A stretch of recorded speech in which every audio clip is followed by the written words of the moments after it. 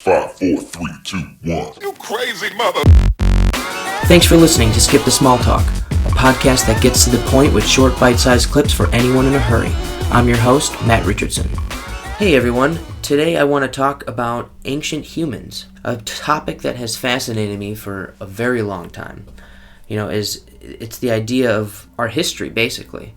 These structures around the world, how did we build those things? The great pyramids, Göbekli Tepe, and different sites around the world that don't really have an explanation of how they were constructed. So there's a guy named Graham Hancock, who is an author who has this idea, along with many scientists, but he talks about this idea that ancient humans are, as he quotes, a species with amnesia, and that we actually have forgotten our past, and we are actually really old, and older than the history books tell us. And there were ancient cataclysm events that wiped us out and basically reset civilization and kind of set us and brought us back into the Stone Age. And the recent history of humanity, the last 12,000 years, was kind of the rebooting of civilization instead of the birthing of civilization. And tons of evidence to support this theory as well. A lot of scientists and geologists and researchers are all coming together and kind of seeing the bigger picture now, and seeing that history is kind of being rewritten in a sense. Kind of, everything we've been kind of taught and things they've been giving out master's degrees for, could necessarily be wrong, which is a pretty crazy idea to think, because if that's the case, think about it, if this wasn't our first time necessarily making iPhones, or not necessarily iPhones, but reaching a technological advancement. Clearly there are sites around the world that show that. And what's really, so to back up this theory, is that something like the pyramids is that, there are people who think that it could have been built by many, many people, so giant armies of slaves, dragging these stones, or somehow through the manipulation of balancing stuff, and you can move these stones and wedge them in place, even if you did do that, right? The idea that people went through this effort and did all this, sure, whatever. So if we're going to believe in that theory, we'll give you that. But then you look at the Sphinx, right? And the Sphinx has water erosion all over the rocks. So it's clear evidence of water erosion all over the Great Sphinx, right? So the last time that it rained for hundreds of years in the Nile Valley over there was, about 6,000 years earlier than what they date the pyramids. So they date the pyramids, I think, around 6,000 years ago they were built, but that would put them, if the Sphinx has water erosion, that means that thing was built around 12,000 years ago. So the numbers aren't adding up. So that's the big thing right there. And the Egyptologists are, in a sense, like a religion that subscribe to the idea that what they read through the books of ancient Egyptians is basically how that history of ancient Egypt went. So they are kind of very weary on any other ideas like this coming to play, that they might be older, because they're also giving out scholarships or master's degrees in Egyptology, so they have to be firm on keeping their beliefs as well.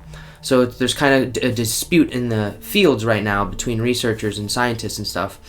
So then we come across a site in Turkey called Göbekli Tepe, or Göbekli Tepe, or something like that, and it's basically a site that was buried under a hill. It was a man-made hill that was buried, and the carbon dating for the stuff around the hill, because you can't carbon date rocks, but the stuff says that it's roughly around 12,000 years old.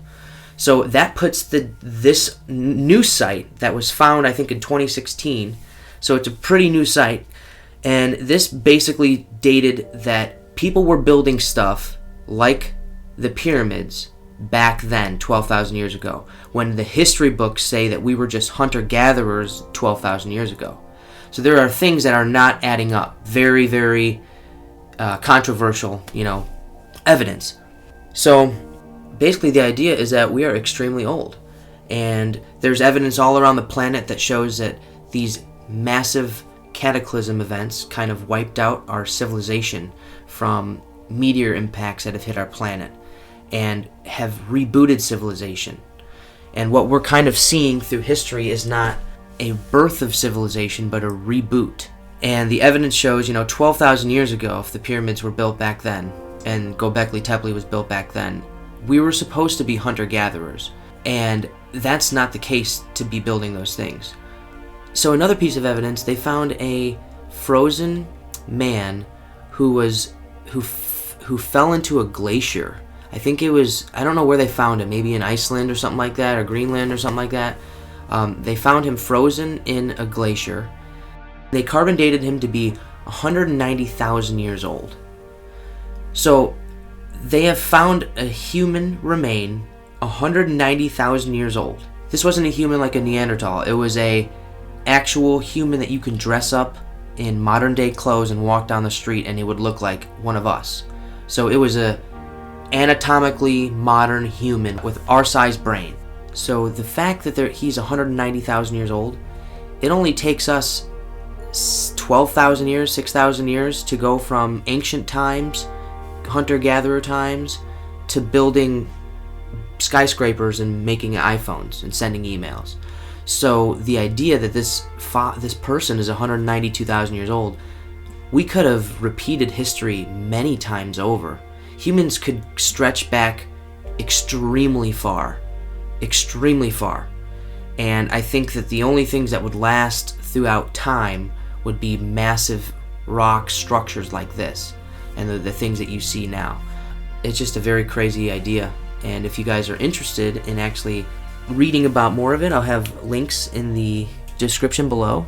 And if you're interested in the book by Graham Hancock, he writes many books about ancient history and humans, and I'll put that below as well. Thanks for listening to Skip the Small Talk podcast. If you like the video, smash that like and subscribe button to help the page grow. Thanks everyone. Until next time.